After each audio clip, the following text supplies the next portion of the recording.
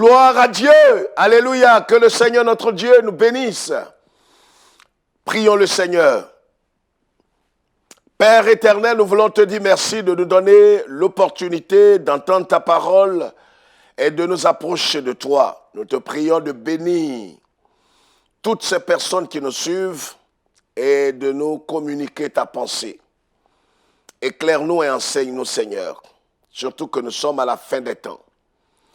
Règne, gloire, puissance, célébration à toi seul. Que je diminue, que toi seul sois élevé. Au nom de Jésus-Christ, ton Fils bien-aimé. Amen. Que Dieu nous bénisse et qu'il nous garde tous dans le creux de ses mains. Soyez encouragés, fortifiés, vous tous qui traversez des moments difficiles ou compliqués. Sachez que le Seigneur est fidèle. Il est avec vous. Et il ne vous abandonnera jamais. Romains chapitre 6, le verset 22 à 23. Romains chapitre 6, verset 22 à 23. Mais maintenant, étant affranchis du péché et devenus esclaves de Dieu, vous avez pour fruit la sainteté et pour fin la vie éternelle. Car le salaire du péché, c'est la mort, mais le don gratuit de Dieu, c'est la vie éternelle en Jésus-Christ, notre Seigneur. Amen. Voilà ce que nous dit la parole de Dieu. L'épître aux Romains, écrit par Paul, nous enseigne ici quelque chose de très important. Paul va s'adresser à ses fils dans la foi, des hommes et des femmes qu'il a engendrés dans l'évangile. Vous comprenez? Il va leur écrire cette lettre, cette épître pour leur enseigner la pensée de Dieu, la volonté de Dieu. Pourquoi? Parce que les Romains avaient des préoccupations.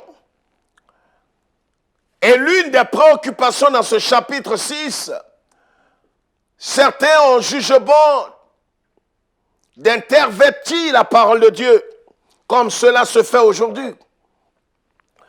Ils sont arrivés à une certaine conclusion où il fallait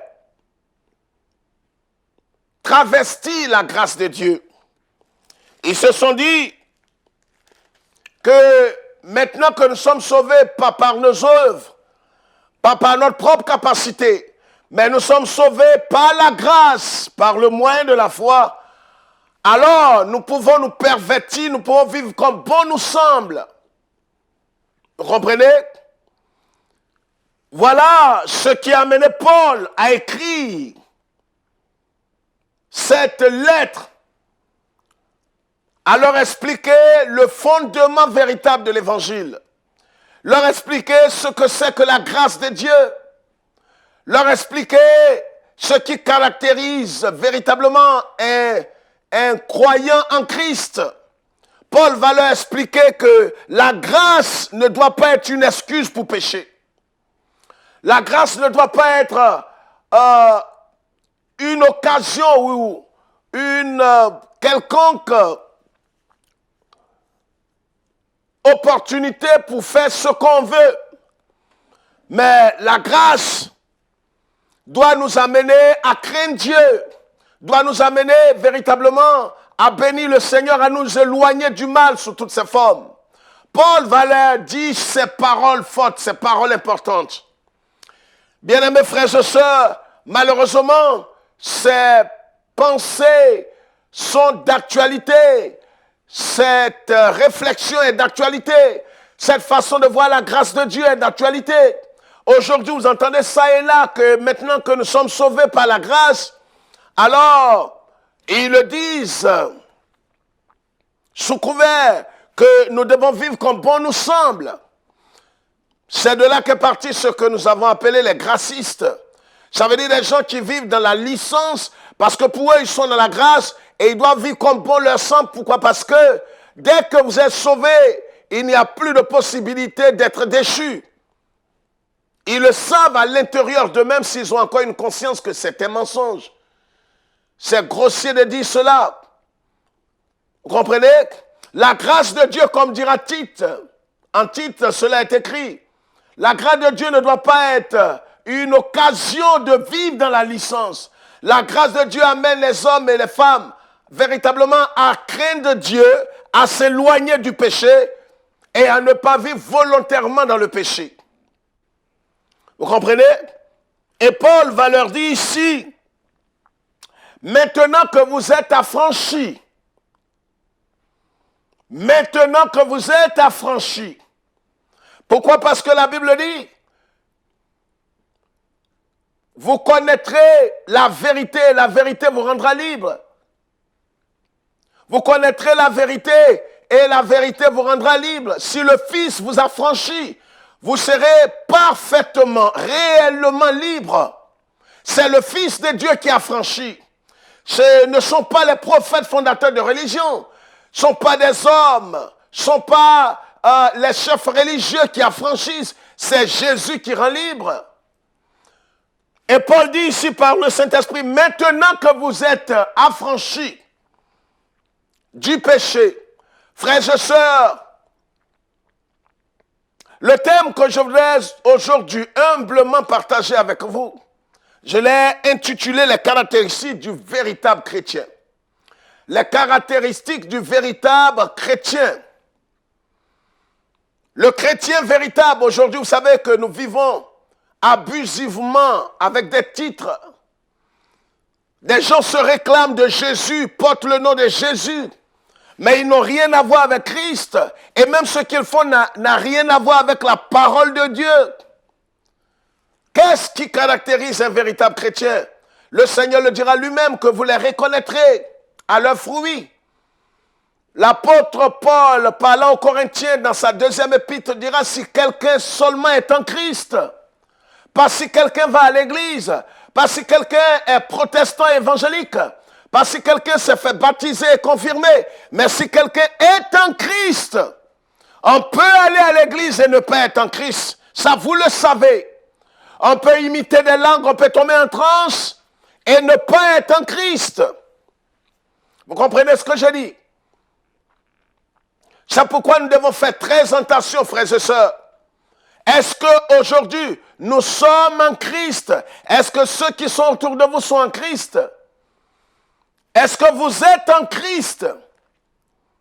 Ne me dites pas non, mais ça fait des années, mes parents étaient chrétiens. Moi aussi, je suis né à l'église. On ne naît pas à l'église, messieurs, dames. On est en Christ. La Bible dit, si quelqu'un est en Christ, il est une nouvelle création. Les choses anciennes sont passées. Voici, toutes choses sont devenues nouvelles. Et comment est-ce qu'on parvient à Christ? Comment est-ce qu'on reçoit Christ? C'est quand on reçoit la parole de Dieu. La Bible dit que la foi vient de ce qu'on entend. Alors quand on entend l'évangile, le Saint-Esprit nous parle, nous convainc de péché, de jugement et de justice. Alors quand nous cédons, nous ouvrons notre cœur, nous nous repentons, nous reconnaissons notre péché, nous regrettons et nous l'abandonnons sous l'action du Saint-Esprit. Vous comprenez? Et en ce moment précis, le Saint-Esprit nous fait naître de nouveau. Voilà, c'est l'action de Dieu dans notre vie, la nouvelle naissance. On ne se débrouille pas pour être sauvé. On est sauvé par l'action de Dieu dans notre vie. Mais en même temps, l'apôtre Paul dit, maintenant, il parle aux Romains, maintenant que vous êtes affranchis du péché. Voyez, on ne peut pas se réclamer de Christ. C'est vrai qu'aujourd'hui, il y a tellement de confusion, il y a tellement d'amalgame, parce que quelqu'un est allé 2 fois à l'église, parce qu'il a vu quelques images dans ses yeux, parce qu'il a eu des hallucinations, alors il se réclame de Jésus. Qui est véritablement chrétien? Celui qui est né de l'Esprit de Dieu, celui qui a le témoignage du Saint-Esprit, comme dit Saint Paul aux Romains, en Romains chapitre 8, le verset 16, celui qui a le témoignage de l'Esprit de Dieu, qu'il est né de nouveau. Est-ce que nous avons le témoignage du Saint-Esprit? Je ne parle pas du cachet de l'Église. Je ne parle pas de la parole du pasteur. C'est une bonne chose. Mais ce n'est pas ce qui certifie votre nouvelle naissance. Est-ce que le Saint-Esprit lui-même rend témoignage à votre esprit que vous êtes né de Dieu?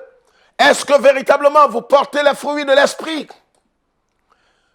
Les caractéristiques du véritable chrétien, du vrai croyant.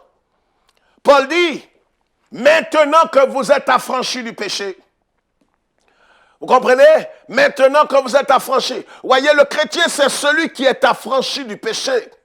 Pas affranchi de la pauvreté comme les prospéritistes le disent. En passant, souvenez-vous que l'un de vos maîtres aux États-Unis s'est repenti de cet évangile maçonnique. Alors vous devez en faire autant. Vous savez que cet évangile a conduit plusieurs en enfer. Ayez l'honnêteté d'enlever le masque et de prêcher l'évangile. Vous savez, l'apôtre Paul dit, maintenant que vous êtes affranchis du péché. Parce qu'en vérité, Jésus-Christ est mort à la croix du calvaire pour nous sauver du péché. Pour nous sauver du péché. Nous sauver véritablement du péché. C'est pourquoi Jean-Baptiste dira en Jean chapitre 1, le verset 29, quand il a vu Jésus passer, il a dit à ses disciples, voici l'agneau de Dieu qui ôte le péché du monde. Pas l'agneau de Dieu qui ôte la pauvreté du monde. Pas l'agneau de Dieu qui ôte la maladie du monde. Ça, ce sont les conséquences, d'une manière ou d'une autre, du péché. Mais Jésus est venu pour nous sauver du péché. Car c'est le péché qui met une barrière entre nous et Dieu. Mais la pauvreté n'a jamais été un péché, vous le savez, avec beaucoup plus de lucidité. La maladie n'a jamais été un péché en réalité. Vous comprenez? Jésus est venu nous sauver. Comme l'ange a dit à Marie, l'enfant que tu portes, l'enfant qui naîtra de tes entrailles, sauvera le peuple du péché. Jésus est mort à la croix pour nos péchés. Il n'est pas mort pour notre pauvreté. Il n'est pas mort pour notre maladie. C'est des choses que Dieu nous délivre et nous accorde sa grâce. Mais ce n'est pas principalement pour cela que Jésus est mort. C'est pourquoi Paul dit ici, parlant à ceux qui sont véritablement nés de nouveau, à ceux qui ont l'Esprit de Dieu, à ceux qui sont véritablement disciples de Christ. Ce n'est pas tous ceux qui se réclament de Jésus qui sont chrétiens. Ce n'est pas tous ceux qui ont la forme extérieure ou qui ont des signes extérieurs qui montrent peut-être qu'ils ont des accoutrements, ils ont des manières de faire et toutes ces choses. Alors les gens diront c'est un chrétien, c'est un véritable. Faites très attention. Ne vous trompez pas. Paul dit ici, mais maintenant, étant affranchi du péché, voici la première chose qui caractérise véritablement un véritable chrétien. Il est affranchi. Alléluia. Il est affranchi du péché. L'affranchissement, c'est la libération. Il n'est plus esclave du péché. Il n'est plus esclave. Un esclave, c'est celui qui n'a pas de liberté. C'est celui qui n'a aucun droit. C'est celui qui ne peut jouir de ses droits, de sa liberté et de ses facultés. Il est esclave. Il ne peut pas s'en défaire. Il a la bonne volonté, mais il ne peut rien contre le mal. Paul dit, j'étais esclave du péché. Quand je veux faire le bien, le mal est attaché à moi. Malheureux, misérable que je suis, qui me délivrera? Le péché rend esclave. Le péché vous rend esclave, le péché vous empêche. Quand vous êtes esclave du péché, vous pouvez avoir la bonne volonté de faire le bien. Vous pourrez avoir cette sensation intérieure de faire le bien, mais vous ne pouvez pas. Certains sont esclaves du tabac, esclaves du sexe, esclaves de l'alcool, esclaves de toutes sortes de vices. Mais aujourd'hui, Jésus peut briser le joug de l'esclavage dans ta vie. Il a la capacité de le faire. Jésus est mort pour nous libérer de la puissance du péché. Jésus l'a fait pour des millions de personnes, il peut le faire pour vous aujourd'hui. Vous comprenez? Alors si vous prétendez être chrétien, peu importe votre dénomination, peu importe le titre que vous portez, peu importe la responsabilité que vous occupez, si vous n'êtes pas affranchi de la puissance du péché, de l'esclavage du péché, alors, je vous annonce qu'en vérité, vous ne portez qu'un titre, mais vous n'êtes pas chrétien, vous n'êtes pas né de nouveau. Vous n'êtes pas né de nouveau, vous n'avez pas véritablement, vous n'êtes pas sauvé. Celui qui est esclave du péché ne peut pas prétendre être sauvé. C'est ce que le Saint-Esprit dit ici par la bouche de Saint Paul aux Romains. Il dit, maintenant que vous êtes affranchis du péché, Voyez donc, celui qui est véritablement converti, né de nouveau, ne me épargnez-moi de vos dénominations, épargnez-moi de vos doctrines. Je crois à la doctrine biblique. Et la doctrine est très importante. Je l'ai dit du haut de cette chair qu'on ne peut pas marcher ensemble si nous n'avons pas le minimum. C'est pourquoi la Bible même dit que si quelqu'un vient à vous qui ne vient pas avec la doctrine de Christ, ne lui dites même pas salut. Je ne suis pas au nombre de ceux qui disent laissons tomber la doctrine et ce n'est pas nécessaire, c'est important. Mais ici l'apôtre Paul dit étant affranchi du péché. Est-ce que vous êtes affranchi du péché? Je n'ai pas dit que est-ce que vous tombez de temps en temps. Non, non, non. Celui qui est né de nouveau, comme dit ici Saint Jean. 1 Jean chapitre 3, le verset 8 à 9. Celui qui pêche est du diable, car le diable pêche dès le commencement et le Fils de Dieu apparu afin de détruire les œuvres du diable. Quiconque est né de Dieu ne pratique pas le péché. Vous m'entendez? Quiconque est né de Dieu ne pratique pas le péché parce que la sémence de Dieu demeure en lui. Et il ne peut pécher parce qu'il est né de Dieu. Car c'est là que se font reconnaître les enfants de Dieu et les enfants du diable. Quiconque ne pratique pas la justice n'est pas de Dieu, non plus que celui qui n'aime pas son frère. Comment est-ce que quelqu'un, voici ce que dit le Saint-Esprit par la bouche de Saint Jean, quiconque est né de Dieu ne pratique pas le péché.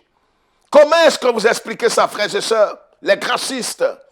Celui qui est né de Dieu ne pratique pas. Et c'est ce que Paul dit ici, quand il dit maintenant que vous êtes affranchis du péché. Quelqu'un qui est esclave du péché, il peut porter le titre de pasteur, il peut porter le titre de bishop ou de que sais-je encore, mais il n'est pas né de Dieu. Il a le titre religieux, mais il n'est pas sauvé. Vous allez voir des gens qui portent des titres religieux, mais qui sont des pervers, des iniques personnes, des gens qui sont des immoraux. Ils sont des partisans de tous ces vices. On en connaît. Ils sont esclaves, ils ne peuvent pas s'en défaire. Vous comprenez? Ils peuvent porter le titre. Ils peuvent être pasteurs et prophètes, évangélistes. Ils peuvent être des hommes d'affaires. Ils peuvent être des hommes qui financent votre communauté. Mais est-ce qu'ils sont véritablement nés de nouveau? Est-ce qu'ils sont affranchis de l'esclavage du péché? Le véritable chrétien, il est affranchi de l'esclavage du péché. Si vous êtes encore esclave, un esclave, c'est celui qui ne jouit pas de sa liberté. Ça veut dire que tu ne peux pas ne pas faire le mal en ce qui concerne le péché. Lui qui est esclave du péché, il ne peut pas s'en passer. Il est esclave du sexe, esclave du tabac, esclave de toutes les vices. Il dit, je ne veux plus boire, mais il ne peut pas ne pas boire. Vous allez me dire que non, c'est la faiblesse. Non, il n'est pas né de nouveau. C'est ce que la Bible dit. Un chrétien peut tomber dans le péché. Il peut lui arriver de pécher. Et c'est pourquoi Jean dit que si nous péchons, il nous arrive de tomber dans le péché, nous avons un avocat. Ça ne veut pas dire qu'il faut demeurer dans le péché. Mais s'il nous arrive de tomber, nous avons un avocat. Donc le chrétien peut tomber, il peut arriver au chrétien de tomber dans le péché. Mais ce dont je parle ici, je parle de l'esclavage du péché. Celui qui est esclave du péché, il n'a pas l'esprit de Dieu. Parce que là où se trouve l'esprit de Christ, se trouve la liberté. Or, l'esclave n'est pas libre. Vous comprenez? Il n'est pas libre. Aujourd'hui, nous faisons là. Il y a tellement de confusion parmi les évangéliques et les protestants.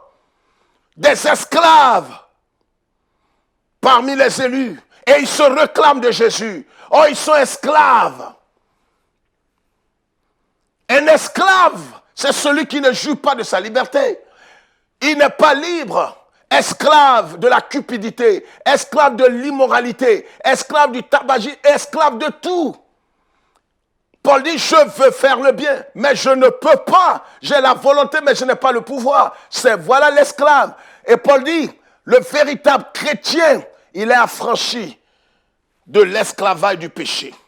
La deuxième chose, dès l'instant où il est affranchi de l'esclavage du péché, qu'est-ce qu'il fait? Il devient esclave de Dieu. Alléluia.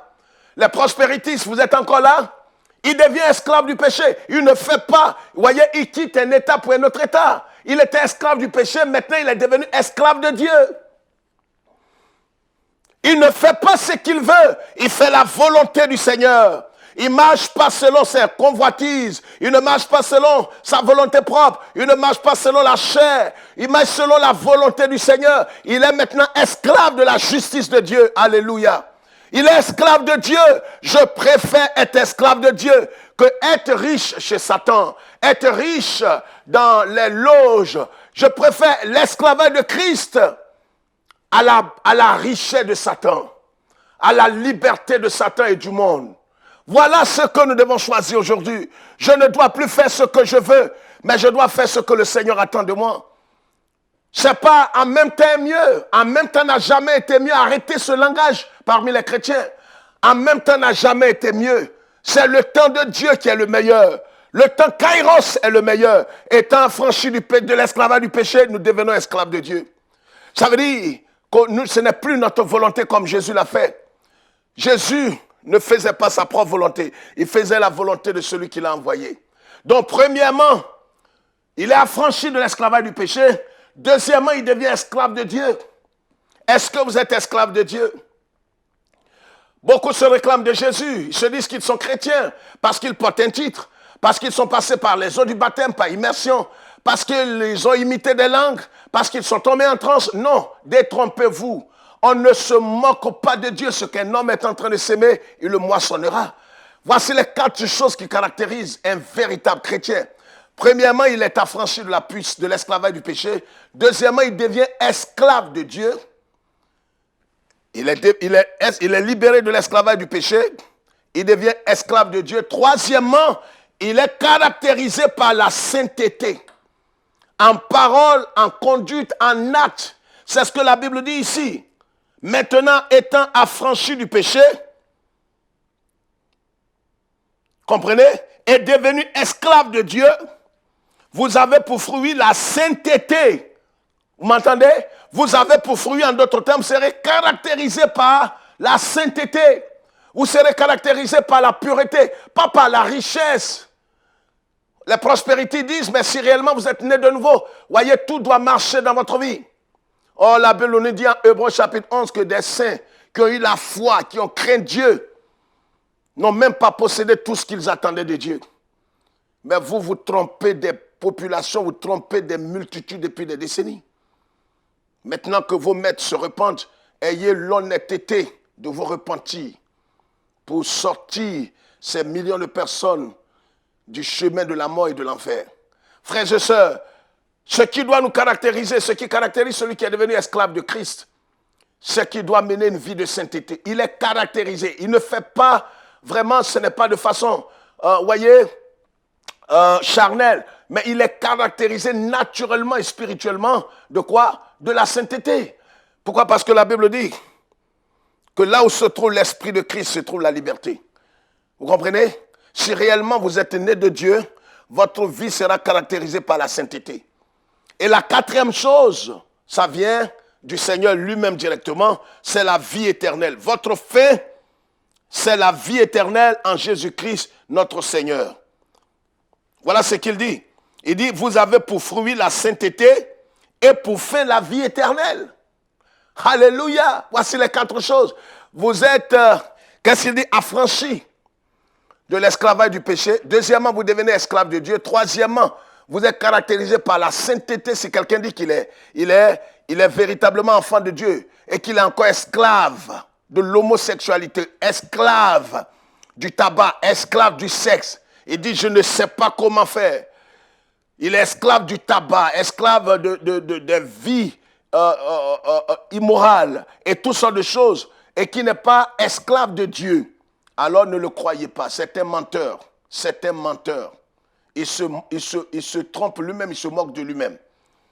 Vous êtes affranchi de l'esclavage du péché, vous devenez automatiquement esclave de Christ. Et quand vous devenez esclave de Christ, vous devez être caractérisé par une vie de sainteté pour que votre fin soit la vie éternelle. Vous comprenez? Voici les 4 choses. La dernière chose vient de Dieu comme une conséquence. Et il dit, votre fin sera la vie éternelle. Quand vous êtes affranchi de l'esclavage du péché, vous devenez esclave de Christ. Étant devenu esclave de Christ, votre fruit sera la sainteté. Et si votre fruit est la sainteté, alors vous allez achever la course dans la vie éternelle. Vous comprenez? C'est très important. Ce n'est pas vous-même qui produisez naturellement le fruit. Mais comme Jésus le dit en Jean 15, si nous sommes rattachés à lui, alors nous allons voir les fruits se manifester dans notre vie, car ce sont les fruits du Saint-Esprit et non pas les fruits de l'homme. Que Dieu nous bénisse et que le Seigneur nous aide à demeurer dans sa voie. Les caractéristiques du véritable chrétien. Ne vous trompez pas. Pas parce que vous appartenez à une dénomination reconnue, pas parce que vous avez peut-être des langues que vous imitez, ou bien des dons que vous avez falsifiés, ou bien peut-être vous tombez en transe. Non, vérifiez votre vie. Paul dit aux Corinthiens, examinez-vous vous-même. Ne laissez personne vous distraire au sujet de l'éternité. Vous savez, après la mort, il n'y a pas d'autre possibilité de passer de l'enfer au paradis. Ça n'existe pas. C'est une imagination des êtres humains. C'est pourquoi soyez certains de où vous passerez l'éternité. Êtes-vous véritablement chrétien né de nouveau? Êtes-vous affranchi de l'esclavage du péché? Êtes-vous devenu esclave de Christ? Est-ce que vous portez comme fruit la sainteté? Si c'est le cas, alors la quatrième chose qui est la vie éternelle vous est réservée. Que Dieu nous bénisse et que sa grâce abonde dans notre vie. Souvenez-vous à jamais d'Israël. Priez pour Israël. Et souvenez-vous de sa capitale éternelle, Jérusalem. Shalom.